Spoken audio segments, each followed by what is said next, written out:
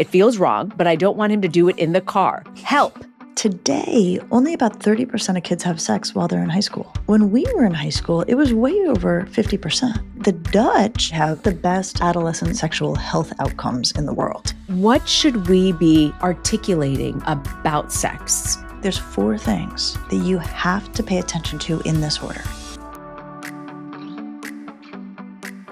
This week, we're talking sex in your house. We like our teens spicy, and they give us much to work with. Oh my gosh. I can't wait to dive in. I'm just going to read you. This is probably the shortest letter we've ever gotten. It just says this. Dear Dr. Lisa, should I let my 17-year-old have sex with his girlfriend at our home? It feels wrong, but I don't want him to do it in the car. Help! In all capital letters, exclamation point. It's got all the information I would want. How old? Who's he having sex with?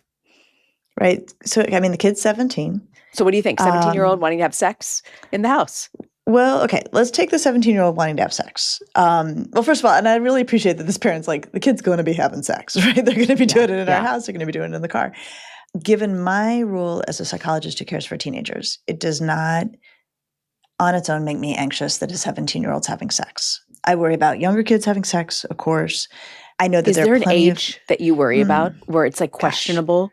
You know, I mean, I think there's certain ages where we're just like, that's a kid. You know, it just doesn't even make sense for them to be having sex. I think once things start to move up an age and maybe you're in some zone that feels like, I don't know, like, is this appropriate? Yeah. I would have a lot of questions about, can they take very good care of themselves and their partner through this? Is this something that both people want? Is this mutual? Is this loving? Is this, you know, like we'd like to think there's a high standard generally. Though, of course, I think that there's certainly, it's interesting. You're making me like question all my sexual ethics here.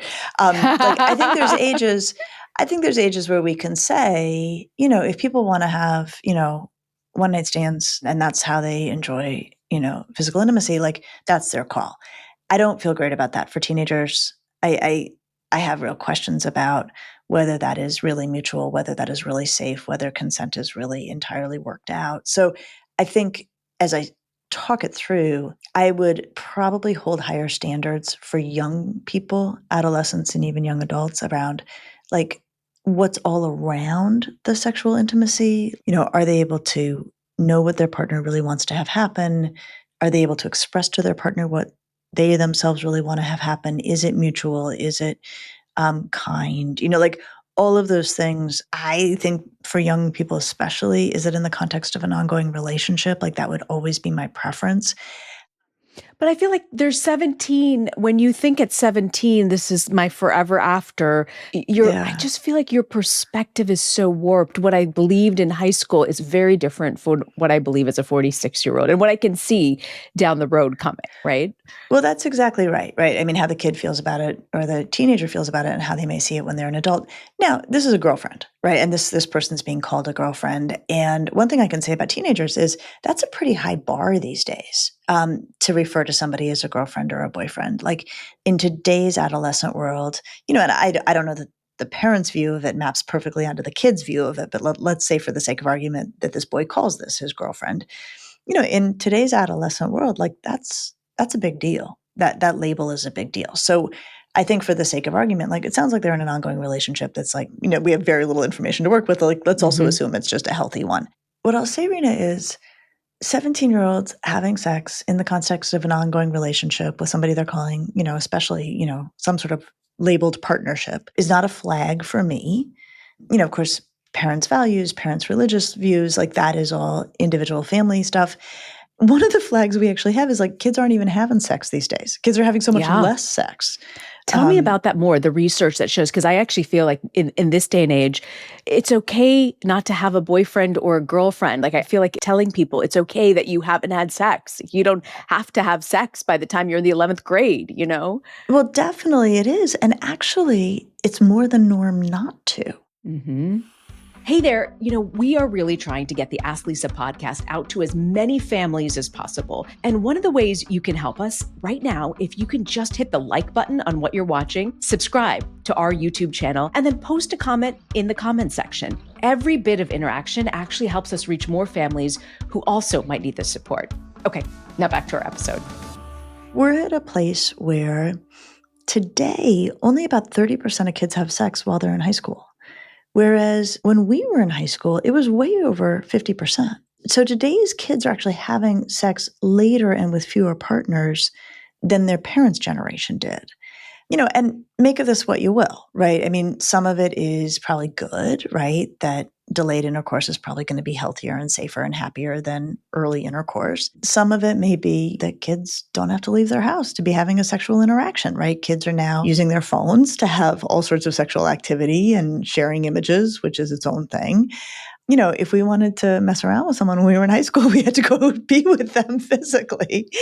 Kids don't have to do that anymore. So when the rates of intercourse drop, heterosexual intercourse for sure, we also see things like unwanted pregnancies drop. We see, STD transmission drop. Like there's a lot to be said for that. The STD transmission question is a little bit tricky right now because increasingly girls are using long-acting birth control and not using condoms because they're using long-acting birth control. And so I think the STD numbers are probably not tracking as much with the intercourse numbers as maybe was true in the past because of the shifts in birth control. But bottom line, kids are not having that much sex compared to their parents' generation. And so there's a part of me that's like, if they're having sex, and if they're having sex in the context of an ongoing relationship, like, unless it goes against your cultural and religious values, there's a part of me that's like, well, okay, like this is part of what teenagers do. But, even in this very short 2-sentence letter, the dad still, or whoever this parent is, I should say, feels, a little bit wrong about them having sex in their household. So what do you make of that? I think I think a lot of families would feel that way. And I get it. Like, I get it. Where you're like, okay, it's one thing for you to be having sex. It's another thing for you having sex in your childhood bedroom, whether we're home or not, and even probably weirder if we're home, right? This is an American value that we don't necessarily serve our homes up as the place for our kids to be sexually active. Maybe there's even a line like, well, you can make out, but you can't have intercourse. I mean, like, who knows? Not every country sees it this way. Well, the view of Europeans, I think generally speaking for all Europeans, as though I have the right to do that, is that Americans have a lot of hangups around sex. They're much more easygoing about it. And then the Dutch really lead the way in treating sex and intercourse as just a very natural part of healthy development, even to the degree that parents will be in touch with their adolescents about, like, is the sex good? Are you having a good experience? Right? I mean, like, can you imagine? I could never imagine having that conversation. Not in the U.S. We do not do it that way. We do not do it that way in the U.S. I mean, which isn't to say some families, of course, do it. So I think the question of like sanctioning, like openly being like, oh yeah, that's you. What time should we come home? Right? I mean, like whatever it is, where you're like openly doing it. It's just not so much American culture, which then raises the question of, if you're going to do it, you need to talk about like why you're departing from it.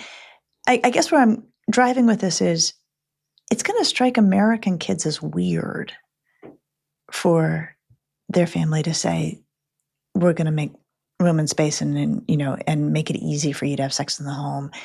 And it's interesting. It attaches very much to our conversation about there needing to be friction, kids needing to have something where they're doing or wanting something the parent doesn't want, in the name of just like, that's what teenagers are supposed to do. So if you like roll over on this thing, which at least in our culture, we're pretty uniform in the US about, not across the board, but like it's sort of our view. I think a kid might be like, really? You're okay with this? And then you've got that problem. Yeah. Oh, that's interesting. I never thought of that as being a problem. What about the girlfriend's family? This is so awkward. I don't want to pick up the phone and talk to, my child's partner's parents about this. Yeah. Like, so, hey, hi, our kids are having sex. Let's talk about it. Yeah. Right. What? I think there is a question mark here, because I can easily picture a scenario where a parent of a child of any gender finds out that another set of parents have knowingly given their home over for their kid to be having sex at that house, having a hard time with it. I mean, again, in the US, I could see that being something where people are like, no, wait a minute. You are knowingly letting my kid have sex at your house, like with your permission, or maybe when you're there, like hold the phone. Yeah. And so I just think we want to be considerate on this point. Now, I do love that this is a 2-sentence letter, and it actually has so much in it. But so I'm going to defer to the letter writer's broader contextual knowledge, right? About whether there's something to be said to the son of like, you know what, dude, like we'd be fine with it, but I can't, if I run into, her mom in the grocery store, I'm not going to be able to like feel good about it, knowing that I am letting her have sex in our house. So you need to come up with another solution. What about sex in the car? Where do you stand on that? I think it's really funny. I don't know. Where do you stand on sex in cars, Reena? I'm not the psychologist. I'm deferring on this one. You're going to wiggle out of this one? Okay. No. First of all, but isn't some of it at that age, like the thrill of kind of getting away? Like, I find this sort of like, I almost can't believe we're having this conversation, because when you're a teen, it's all about kind of sometimes pushing up against those rules and not. And so does it change the nature of what you're doing if you've got permission from your parents to do all this? Well, I think a little bit, right? I mean, I think that is the problem of the like, yeah, sure, just let us know when to come home. I mean, I think it may not sit right with some kids. You know how Dolly Parton put out that rock star album? Where she covered all of those rock songs, and like Dolly Parton, like she is like on my do no wrong list, right? I mean, she is like a goddess of all goddesses. Yes. Yeah, we love Dolly. So one of the songs that she covered is Night Moves, and she and Chris Stapleton sing it. Like, Reena, you got to listen to this song, because it's like, I mean, I should know like when it came out, but it came out a generation ago. And the whole song is about teenagers having sex everywhere. They're like in the car, in the woods, right? And first of all, like it's such a crack up to listen to it, because it's a song we grew up with, a song that nobody felt was scandalous at all. And the whole thing is about teenagers like having sex. I mean, the title is about teenagers having sex. Yeah. And then very casually about like all the random places they were having sex.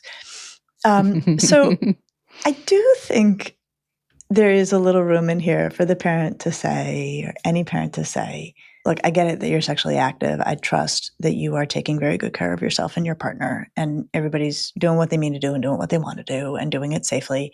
We're not going to be in the business of providing a place for you to have sex. You're going to figure this one out on your own. Like, and there are a lot of compromises in parenting teenagers, and you might be like, I just don't want to know where you're having sex. Yeah.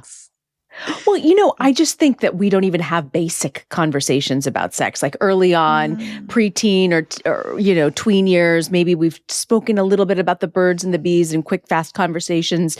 You've taught us that sometimes in the car where you don't have to make eye contact is a good way to drop some information. But what do you want parents who have teens that might be 16, 17, what do you want them to say? Doesn't have to be a long conversation, but what should we be articulating about sex in this moment, especially with a generation who's really not, as you said, as sexually active? Like, what should we be saying about that?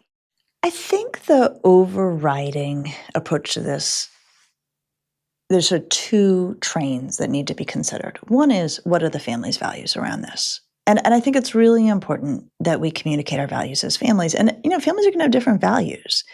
And what we know, and I've shared this before, and I think it's so important, when you communicate your values about things, like kids actually listen. And we also know from the data, it shapes their behavior. Now, they're going to roll their eyes and grunt at you when you do it, which is normal and to be expected. So I think the first thing, once you get to the question of like intercourse, I think the first thing you say is like, here's what we believe as a family, right? So some families may say that happens when you're married. Some families might say when you're engaged. That some families might say, at least somebody bought you dinner, right? I mean, like you get to decide as a family what your values are and tell your kid your values, right? That is, that's part of what we're here for. Doesn't mean you can control your kid, doesn't mean you can make them do what you want them to do, but there's every reason to say this is how we have, how I think about it as a family or as an adult, this is what I think.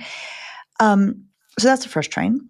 And then I think the second train is, whenever I've talked in classroom settings, which I've done often with adolescents about physical intimacy, I've said like there's 4 things that you have to pay attention to in this order.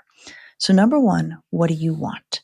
Right? For kids, if you're going to be physically intimate, it's because you want this, right? And, I once said this to a group of 9th grade girls, and one of the girls just blurted out, she goes, no one has ever said that. And I'm like, that's right. No one has ever said, is this what you want?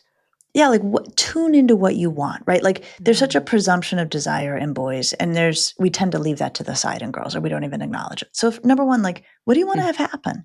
And then number two is, what does the person you're with want to have happen? And, then I would say, like, you have to know them well enough to actually find this out and have this conversation. And I would say this is the problem with drive-by physical interactions, is that usually you don't have enough of a shared relationship or trust to find out what each of you want, right? And those are so central to healthy intimacy. And then the third question is, what do we both want, right? What's in that Boolean, overlap of mutual desire? This is usually where we use the term consent. I actually don't love the term consent, to be honest. Really? Why? Consent is, did you get permission? I have seen it, unfortunately, used in a way where a kid will badger another kid into doing something until finally the other kid gives in and like, okay, yeah, great. Technically, they got consent. This is not what this should look like. So it should be a, what do you want? What does your partner want? And then what's a hell yes for both of you? And then the last is, what are the hazards? What are the risks? Could somebody get pregnant if this is heterosexual? Could somebody have an STD? Could somebody think that this now means that you're a couple where the other person doesn't think it means that? Like, how do you manage the downsides, the potential downsides? And, what I love about this model, so what do you want? What does your partner want? What do you both want? Are there hazards? You can use hand-holding as an example. You can start this conversation way younger, long before we're talking about things like intercourse. So like, well, do you want to hold that person's hand? Do they want to hold your hand? Like, you can use those sort of, for lack of a better term, like JV examples to lay out the model. So if we're talking with kids about physical intimacy, number one is your values and communicating those. And number two is communicating like what it looks like when it's healthy. And treating physical intimacy as part of healthy development, but what you do at what ages, maybe viewed differently by different families. It certainly will be. Yeah. What do you think this parent should do? What would your advice be for this parent? I think it's so slim in its data, which is still fine. Like, I really like how short this letter is. I think if it doesn't feel right to the parent, it doesn't feel good to the parent to make space in her home for them to be having intercourse. I don't think she should. Like, I feel like, we get to have our opinions. We get to have our views of things. I think, I've actually seen families handle this where, they just say like, just don't do it here. But then, sometimes they, are aware that the kid is doing it and the kid's figuring it out anyway, but they just sort of like leave it a bit to the side. They don't get deep into it, but they just do make that one rule. It's interesting. The other thing about sex is like, it is private. It's something we see as private. And this came up when we were talking about masturbation, right? Like it's actually not necessarily something where there should be no boundary between the kid and the parent about it. Like, it's actually, at least in our culture, like, you keep a boundary around adult sexuality and whatever adolescents are up to.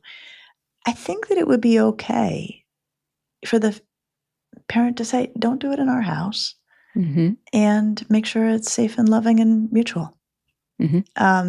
And just stop there. I think that would be an acceptable thing to do. And then, you run the risk the kid's doing it in the car. Well, okay. Great advice, Lisa. And thank you for also saying that kids are having sex at lesser rates, because I think when you're of a generation where maybe some people have had sex in high school or had, been around a culture, let's say, of just this being okay and acceptable and the norm, I guess, the norm. I think there are also a lot of parents who are worried developmentally, like there's no boyfriend, there's no girlfriend. And it feels very different. And I grew up the opposite, where my mom looked down on being too skinny, wanted me to eat, and body image, like that was important. And the second thing, where there were no boyfriends allowed in conservative, like you're just not allowed to date. And so I focused on the books and other things, which I can't tell you how much that affected who I became later. Not that I'm saying boyfriends and girlfriends are bad things, but I think sometimes we have such an emphasis in American culture, like this is the way you have to do it, that it can't look differently. And I am actually grateful that things have changed a little bit over a generation. It's just interesting to watch it unfold. And I guess, the way I sort of see it is like teenagers can't win, right? Like when they're having lots of sex, everybody's like, oh my God, they're having way too much sex. And then when they stop having sex, everybody's like, oh my God, they're broken. They're not having sex. Yeah. Right. Yeah. And so I sort of feel like whatever else, like we want to set them up for healthy relationships like now and in the future, and like having good open lines of communication about, setting aside the question of where they're having sex and like, doing what makes sense for you as a family and, certainly not doing anything you don't want to do. I think then the question about like just health, and it is part of normal development. And I'm not, if kids are going to be having sex, I am not sorry to hear that it's happening in the context of an ongoing relationship. Like that is to me always, a reassurance that it's likely to be more safe and healthy than not. Lots to think about. What do you have for us for parenting to go? Well, one of the really key findings when we look at the Dutch is, first of all, they're like way more easygoing and it's much more openly discussed, and, desire and pleasure are very much at the center. A key finding is they also have the best adolescent sexual health outcomes in the world.